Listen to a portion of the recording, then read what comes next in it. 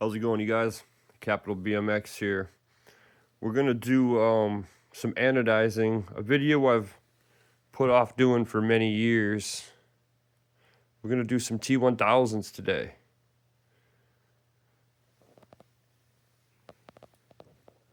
So these are custom. I'm say it like this, I'm the only guy in the world who figured out how to redo these rims. So we are gonna do a set today. Now, here's a set of Chris King hubs that I just recently did. Anodized the logos on there.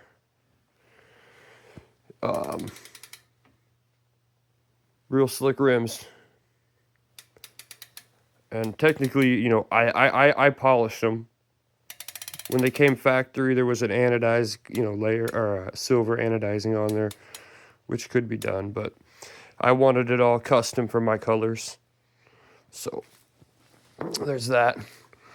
We are gonna go ahead and do a set, you guys. All right, let me get in this other room here. All right, and once again, if I didn't give myself a shout out, this is Capital BMX, and I am the only dude who figured out how to re-anodize the Odyssey t1000. Let me show you how I get them when I buy them in cores. Let me grab a set right here, I'll show you. All right, this is how they come. And it's kind of, I can't really put these next to the rims in the other room because the other rims are 20s and these are 24s. So like the flame size itself, like the actual width of the flame is fatter to fit this rim. I know because I do 24s as well and my decals are different. But I'm just gonna show you side by side though. They're right on the point. I mean, it's right to the ridge, right to the brake line. They're perfect. Of course, like I said, the 24s are a little bit fatter. So here's a set of 20s. This is how they come. We're gonna do some 20s today for Path BMX. Shout out to Path, dude. Solid guy. Good people, good parts. You gotta check them out. These are 20s. I'm just gonna show you the different prep stages. You see these are all prepped out, polished. These are ready to be anodized. And then here's a set I'm currently working on 24s. It's not really science. You just start sand the logo, sand it all out, sand it back down to rim. I usually start with 220 and end at 3,000, 500 grit intervals all the way down the line. Once you get to that stage, you can polish the rim out. If you're super, super good, you can use a bench buffer, but I would advise you not to because if it gets twisted up in the wheel, the rim's just gonna bend in half in your hand like a fucking pretzel. So I wouldn't do that. I would just manually do it by hand, which you probably won't ever do this because this is a labor-intensive job, but I'm just showing you how now. During COVID, I think I figured this out and I've made 40, 50, at least 50 sets by now. But we're gonna start right here with these guys and I'm gonna show you how we prep them from this stage. They have not been degreased. I am cooking up a degreaser tank right now. I'm looking for 160. Nice. Go ahead and shut this down. And I'm just trying to do this all in real time. So you can see how big the tanks get. Obviously it has to be big enough to fit a 20-inch rim in it with some room to spare. And with the degreaser tank, I only got a couple inches down there. That's all I need is to submerge the tank, or to submerge the rim in that tank. We're gonna go ahead and get one of these rims prepped up here and I'll show you how we do it. All right, boys. Once again, we have a perfect polished 20-inch rim, and I mean it is perfect, buddy. There isn't a fucking ding on this thing. There isn't a scratch on there, an imperfection. This thing is money. Let me show you here. So to keep this simple, you see the hole where the valve stem goes in? That's gonna be our ID marker. We're gonna use that to know. You got 3 holes here. And at this stage, we can touch this. We're about to degrease it. Remember, I told you in my other videos, you need raw aluminum in order to hook this specially meticulously bent wire to. So I'm going to have to go ahead and bore that out. We're going to use this right here with one of these.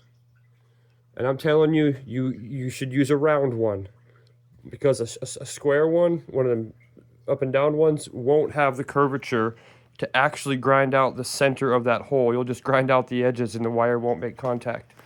Because this is what we're doing. This wire needs to go in there and anchor to raw aluminum. This titanium wire does. And as I've said before, you should always be doing this kind of stuff long before you polish the rim.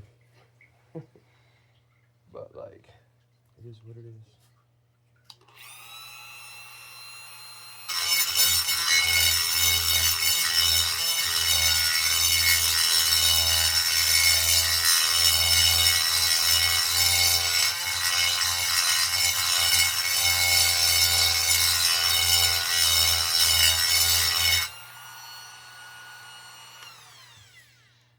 All right, and we use the valve stem hole because no spokes have to go into it. Nothing. There's nothing that has to. It literally doesn't matter. Come on. See, this is what happens when you're handicapped. Everything is harder. I got my thumb spraying, but like life goes on, bro. See, I'm trying to do it with my left hand.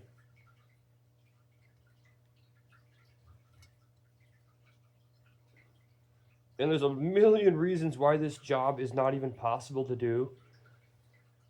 But the fact that it can be done is absolutely incredible. And one of those reasons is if I'm going to polish these lips out here on the edges back out, the only area of major concern right now is the centerpiece. I'm going to anodize the whole rim green. And then we're going to put the decal on. And then I'm going to strip the anodizing back off and peel the decal off, and we'll have green flames. So the outside doesn't matter. I'm going to repolish them so they can sit on the tank. And it's going to, like when I'm done with this, you'll see it'll have a ring around one side, right on the lip, where there won't be no color, because that's where it'll be sitting down in the tank when I'm anodizing it, which is normally not allowed. You can't do that. But because I'm going to remove that area, it's allowing me to do this job, which is, it's amazing how it's not supposed to happen, but I can do it. Could you imagine how big of a fucking tank you would have to run this part? Otherwise, it'd be ridiculous. All right.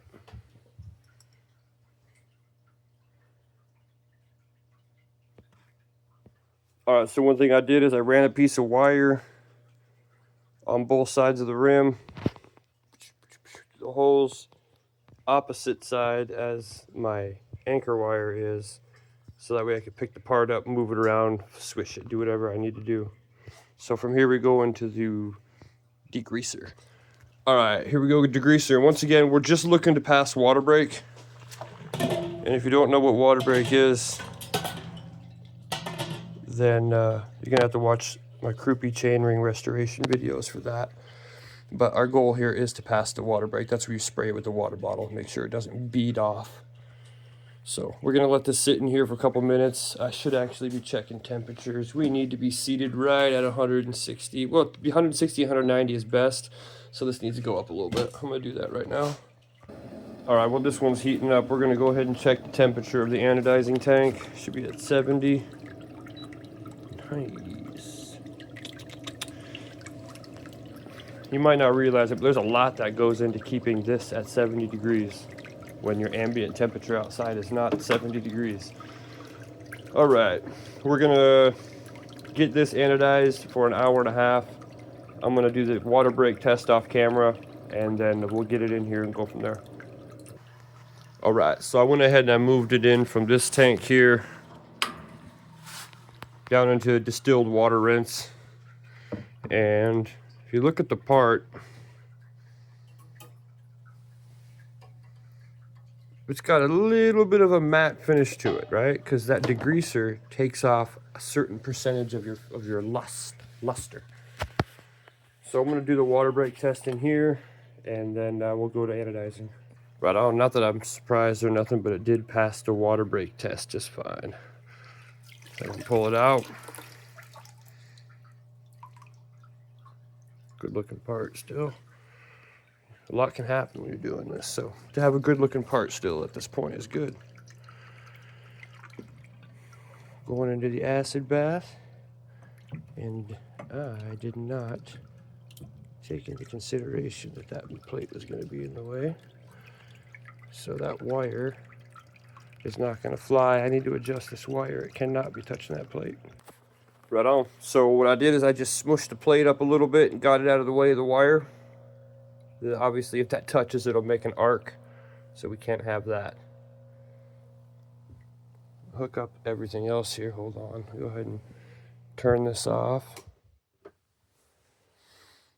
Negative. It's a negative. Dang, this shit hurts my thumb. Hold on. Do that. I don't even know why I was trying. All right. Find our positive lead.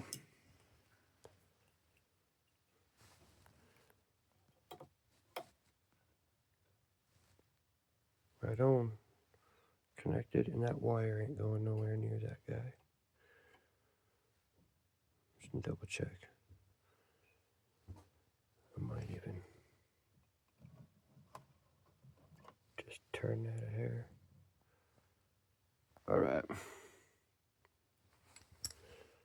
Now hopefully things don't blow up. No, we're good. Now this thing's gonna find where it wants to live. Nice. From past experience, I know that that's a good number. Good. That means we got a really good connection in there. That means everything is hunky-dory, the temperatures are great, connections are all clean. I think if we can maintain 70 degrees and nothing happens in the environment that causes this to crash, I think we'll get a good part. So stay tuned. This is absolutely going to be a 2-part video.